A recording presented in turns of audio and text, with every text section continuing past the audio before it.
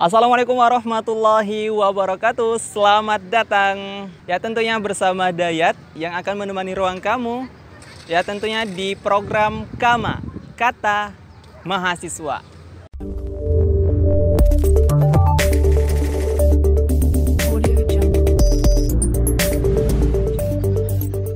Ya baik, tentunya hari ini yang cuacanya cukup terik ya, yang membakar kulit, tapi ya gimana lagi ya, kita harus tetap semangat akan membahas isu-isu yang viral saat ini ya. Ya tentunya isu yang hangat dan menjadi polemik masyarakat, yaitu suara toa yang disamakan dengan suara gonggongan anjing. Aduh gimana nih perasaan kamu tentang kasus ini?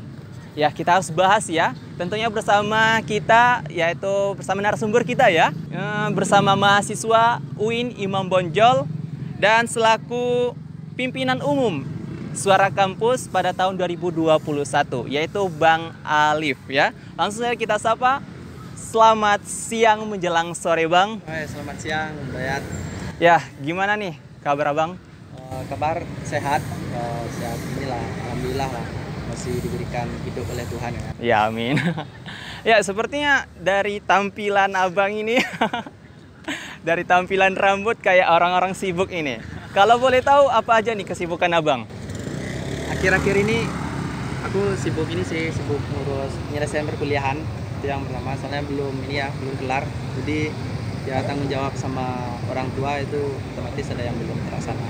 Iya. Dan kalau dari kampus sendiri aku udah nggak ada lagi di Suara Kampus. Bisa dibilang udah nggak menjabat lagi, jabatannya tahun kemarin. Jadi sekarang ini aku jadi wartawan di Langkan. Ya jadi pernah menjadi pimpinan umum Suara Kampus UIN Imam Bonjol ya Bang? Ya pasti tentunya pemirsa ini cocok ini kita bahas bersama Bang Alif, yaitu tentang suara toa yang dijadikan ataupun disamakan suara anjing ya. Tapi kita bahas aja nih sama abang ini. Ya baik Bang, gimana nih kalau menurut abang sebagai awak media tentang seorang yang bergelut di dunia media terkait hal ini, apalagi banyak tokoh di Sumbar ini ya yang merespon. Nah, yang pertama itu perlu kita garis bawahi bahwasanya analogi suara toa sama dengan gonggongan anjing itu kan dikeluarkan oleh Menak Yakut. Nah, Menak Yakut ini mengeluarkannya itu pada saat acara di Riau, pada saat ditanya oleh wartawan. Nah, di sana sebenarnya kalau kita tarik lagi itu lebih ke pemahaman. Maksudnya di sana kalau yang saya lihat itu Menak tidak ada satupun ingin melakukan penistaan agama ataupun penyebab konflik sara. Saya lihat itu tidak ada. Soalnya kan kalau kita di Minang ini kan di bumi dipijak, di situ langit dijunjung gitu istilahnya. Kalau kita orang Minang meresponnya ya analogi itu termasuk buruk gitu kan. Masa analogi toa disamakan dengan gonggongan anjing gitu. Kan masih ada analogi lain yang lebih lebih bersahabat gitu. Misalnya kayak suara musik yang terlalu kencang gitu kan, tetangga bisa terganggu, kan lebih baik gitu. Tidak harus menggunakan seperti suara hewan gitu. Nah, kalau ditanya kepada media bagaimana media membentuknya gitu. Karena yang kita tahu kan kita harus kasih benang merah dulu gitu. Benang merahnya kan di sini media itu kan sebagai penyampai gitu, sebagai penyalur. Istilahnya sebagai corong penyampai apa yang disampaikan oleh narasumber kepada pembaca gitu. Nah di sini kan Menak Yakut itu kan memiliki istilahnya sebuah ketokohan. Dalam nilai berita sendiri kan itu diatur. Berita yang bernilai itu adalah berita yang memiliki nilai-nilai berita. Salah satunya itu adalah ketokohan gitu. Nah di sini Menak Yakut selaku dia Menteri Agama gitu, otomatis dia memiliki tokoh gitu. Dia memiliki power. Nah jadi apapun kata-kata dari Menak Yakut tentang apa yang terjadi di Indonesia itu bisa kita beritakan gitu. Salah satunya seperti yang toa itu yang hampir sama dengan gonggongan anjing itu gitu. Itu bisa kita beritakan gitu. Beda hal jika nanti orang biasa yang menganalogikan itu gitu. Dia tidak ada nilai berita gitu. Jadi wartawan tidak harus menulisnya. Cuman karena di sana posisinya adalah Menak Yakut selaku Menteri Agama gitu kan. Ya kita harus memberitakannya gitu. Nah, jadi Bang, karena kita ketahui media ini memiliki peran penting ya dalam setiap informasi ataupun masalah, apalagi masalah ini yang baru-baru viral, yang beredar saat ini. Jadi kemana sih arah media dalam membawa masalah ini? Oke, kalau arah media itu tergantung media masing-masing ya.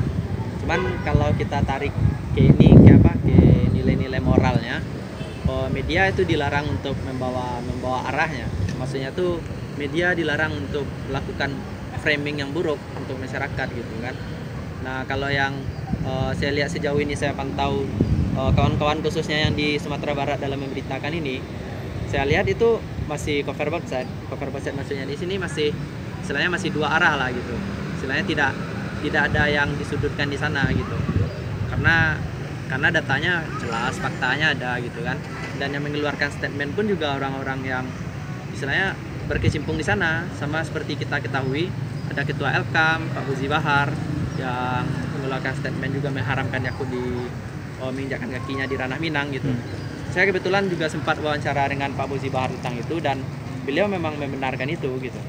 Dan beliau mengatakan salah satu cara untuk Yakult bisa diterima di ranah Minang ini adalah yang pertama itu minta maaf kepada masyarakat, karena masyarakat dikatakan oleh Bapak Fauzi itu masyarakat telah sakit hatinya oleh perkataan Menak Yakult. Yang kedua itu adalah bertobat gitu.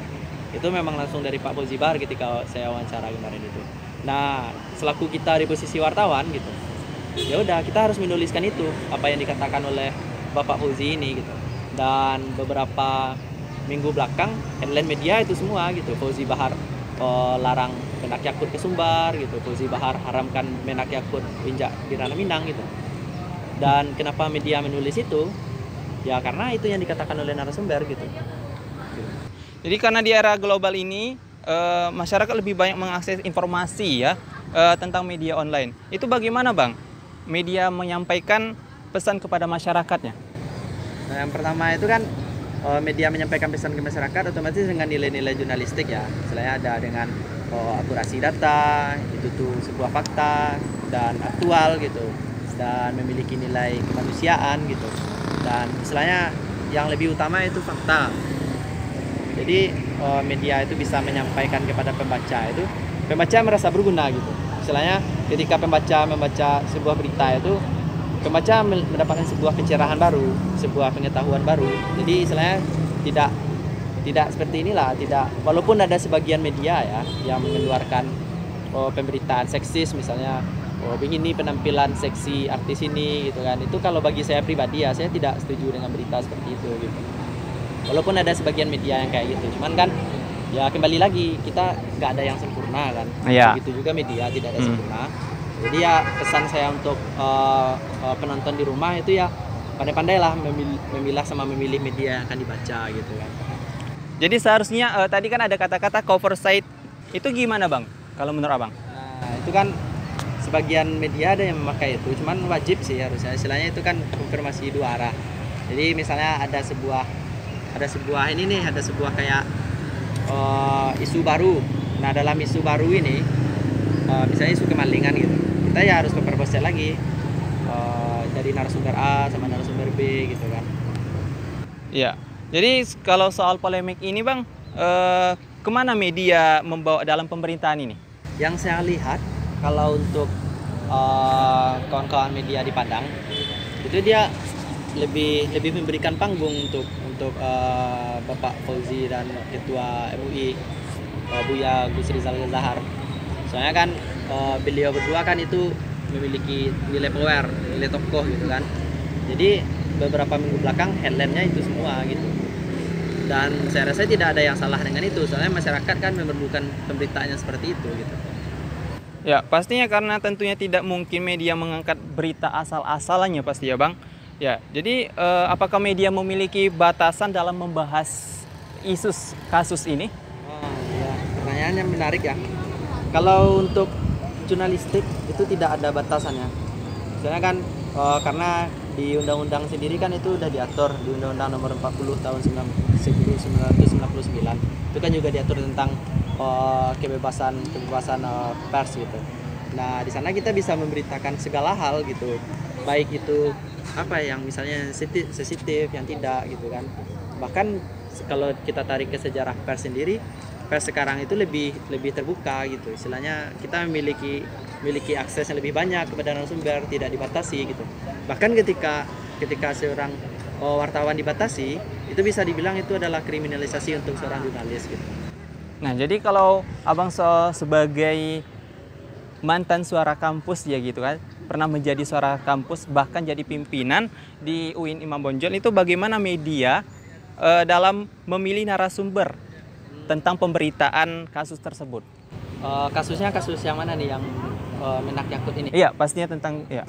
Nah, kalau untuk kasus polemik Menak ini akhir-akhir ini ya, itu yang kami lihat itu kan yang pertama itu kita lihat dulu. Di situ kan kasusnya tentang agama ya kan, tentang pelarangan. Seperti yang pertama itu bisa kita jadikan narasumber itu adalah orang yang berkecimpung di sana seperti MUI kota atau MUI provinsi, dan selanjutnya itu bisa kita jadikan narasumbernya itu Pemprov gitu kan, sama dengan Elkam gitu, Lembaga Kerapatan Adat dan Alam Minangkabau gitu. Itu bisa kita jadikan narasumber. Tidak bisa misalnya narasumber itu adalah pakar gitu. Jadi ketika kita menjadikan mereka menjadi narasumber di berita kita harus melihat dulu backgroundnya bagaimana gitu. Misalnya dia pakar nggak dia di sana gitu kan, memiliki ketokohan nggak dia di sana. Misalnya itu menjadi nilai baca sendiri untuk pembaca gitu kan. Kalau pembaca tidak mengetahui ini siapa nih orangnya dan dijadikan narasumber gitu, itu sama aja nggak ada gunanya gitu. Ya baik Bang, sebelum kita nutup ini ya, acara ini ya, apakah ada pesan-kesan untuk penonton DKTV ini Bang? Siap. Kalau untuk pesan sama kesannya, saya hanya ini saran aja untuk memilih media-media yang akan dibaca, karena ada sangat banyak media di Indonesia ini gitu, dan ada beberapa media yang tidak terverifikasi di Dewan Pers, dan dalam banyaknya media itu semuanya saling membagikan akses informasi dalam per jam gitu kan, semuanya selalu mengakses informasi. Nah, di sana penyebaran hoax itu sangat banyak gitu. Jadi saran saya itu pandai-pandailah kita untuk mencari media yang akan kita baca. Soalnya kan ada media arus utama nih di Indonesia ini, media-media yang sudah kita kenal seperti Kompas, Tempo gitu kan. Ada Tirto gitu kan, yang nasional lah gitu. Ada sangat-sangat banyak, dan di media di daerah pun yang sudah kenal juga ada banyak gitu. Jadi pandai-pandailah kita mencari informasi di media. Jangan asal media abal-abalan gitu kan. Langsung kita baca, terus kita share juga gitu. Baik Bang, terima kasih atas info ataupun ilmunya. Semoga bermanfaat untuk kita semua ya Bang. Apalagi yang lagi nonton, tetap pantengin terus ya DKTV ini. Nanti kita lanjut di minggu depan, tentunya di program Kama, Kata Mahasiswa.